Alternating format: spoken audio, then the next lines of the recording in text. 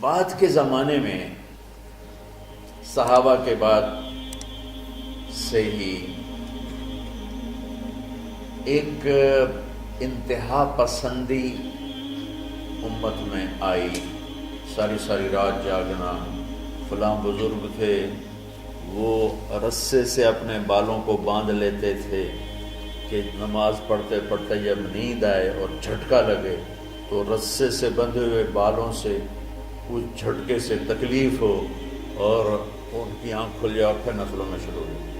ایک فلاں بزرگ تھے، وہ اپنے آنکھوں میں نمک کا سرما لگاتے تھے تاکہ آنکھیں جل جائیں، اس میں وہ جلن پیدا ہو جائے اور نیند اڑ جائے۔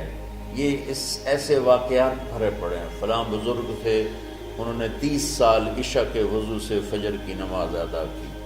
یہ اپنی جگہ پہ بزرگی ہے، لیکن یہ دین ہم پیش نہیں کر سکتے۔ فلاں بزرگ تھے، وہ 30 سال سے ستو کھا رہے تھے کہ روٹی کھانے اور ستو کھانے میں 70 دفعہ سبحان اللہ کا فرق پڑ جاتا ہے۔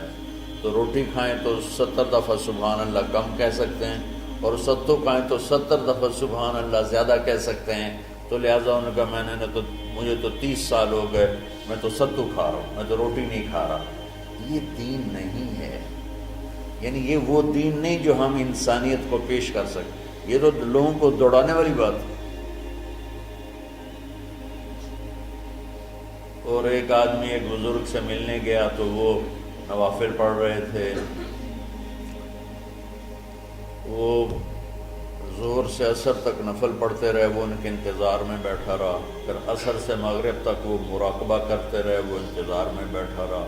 پھر مغرب سے عشاء تک وہ نفل پڑھتے رہے، وہ بیچارہ انتظار کرتا رہا۔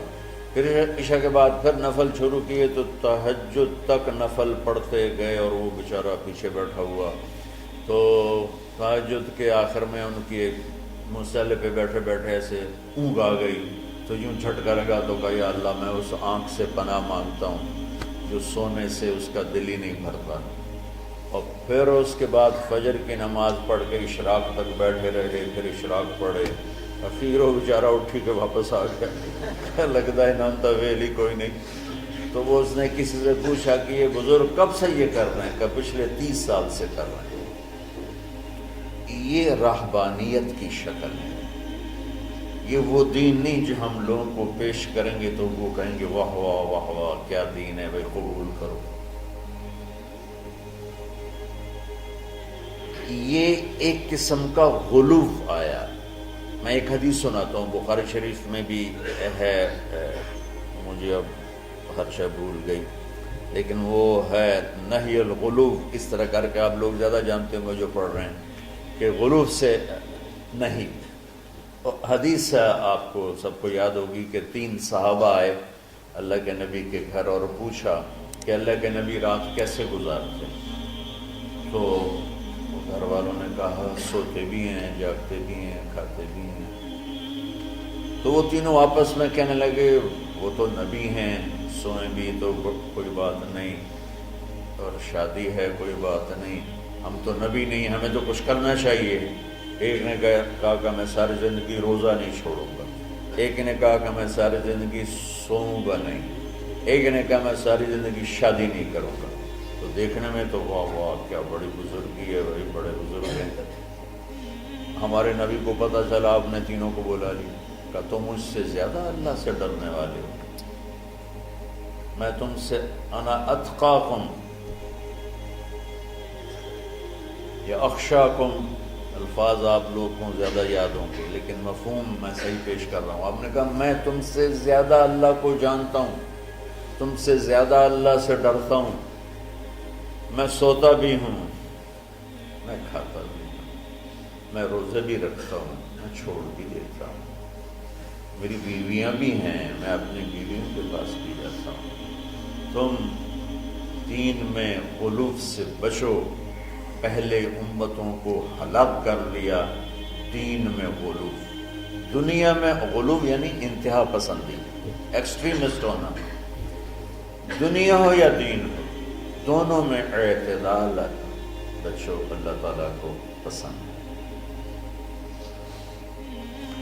تو شکر ہے کچھ ماحول بدلا بھی ہے، ہر مکتب فکر میں معتدل لوگوں کی تعداد بڑھ رہی ہے، لیکن ہر مکتب فکر میں ایسے سخت دل اور ایسے متعصب آنکھوں پہ پٹی باندھ کے بیٹھے ہوئے ہیں کہ اپنے سوا کسی کو مسلمان سمجھنا ہی نہیں۔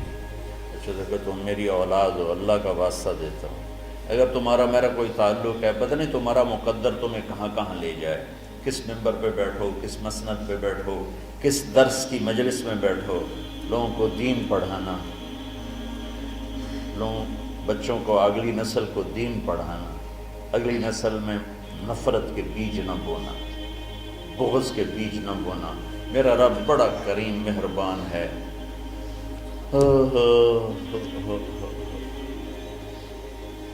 جواد وسیم صاحب آتے رہتے ہیں نا، ان بھی ماشاءاللہ یہ بہت بڑے اداکار تھے اسٹیج کے۔ تو اسٹیج کی دنیا بڑی غافل دنیا ہے، ہر گناہ وہاں ہوتا ہے، ہر عیب وہاں ہوتا ہے۔ تو وہ ایک اپنے ساتھی کا بتا رہے تھے کہ جس کی ساری زندگی ہر عیب، ہر گناہ میں انتہا پر تھی، اور اسٹیج پہ ڈرامہ کرتے ہوئے ہارٹ اٹیک ہوا، یعنی کوئی گھر میں نہیں، کوئی مسجد میں نہیں، اسٹیج پر غفلت کی انتہا میں ہارٹ اٹیک ہوا۔ کم اٹھا کے پیچھے لے گیا تو انہوں نے زور زور سے کلمہ پڑھنا شروع کیا، اور کلمہ پڑھتے پڑھتے انتقال ہوا۔ تو جس شخص کی ساری زندگی ایسے عیبوں میں گزری کہ میں منہ پہ لاتے ہوئے شرماتا ہوں، وہ مرتے ہوئے کلمہ پڑھ رہا ہے، تو میرے رب کو کیا چیز پسند ہے؟ یہ مولانا شاہ صاحب کے بھائی کا واقعہ تو ابھی کا واقعہ۔ تو اللہ کے واسطے نہ جنت کے ٹھیکیدار بنو، نہ دوزخ کے داروغہ بنو بے چل واڑی جا سارے ہیں۔ یہ اللہ کا کام ہے، کس کو جنت میں ڈالنا ہے، کس کو جہنم میں ڈالنا ہے۔ یغفر لمن یشاء ویعذب من یشاء، بس ایک اللہ نے کہا ہے کہ ان اللہ لا یغفر ان یشرک بہ، دیکھو میرے بندوں میں شرک معاف نہیں کروں گا، ویغفر ما دون ذلک لمن یشاء، باقی جس کو چاہوں معاف کر دوں۔ کیوں؟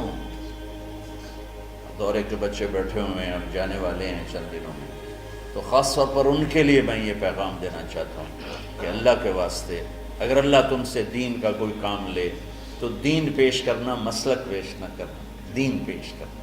امت مسالک میں بٹی ہوئی ہے، مختلف ہر ایک کی ترجیحات ہیں، میں اپنی ترجیحات جو میں صحیح سمجھتا ہوں وہ میں آپ پہ لاگو نہ کروں۔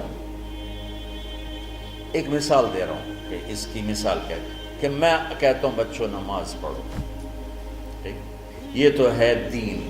میں کہتا ہوں دیکھو بچوں ہاتھ یہاں باندھنے ہیں، یہاں نہیں باندھنے، یا میں کہتا ہوں دیکھو ہاتھ یہاں باندھنے ہیں، یہاں نہیں باندھنے، اور آمین اونچی کہنی ہے، آمین اونچی نہیں کہنی، رفع یدین نہیں کرنا، رفع یدین کرنا ہے۔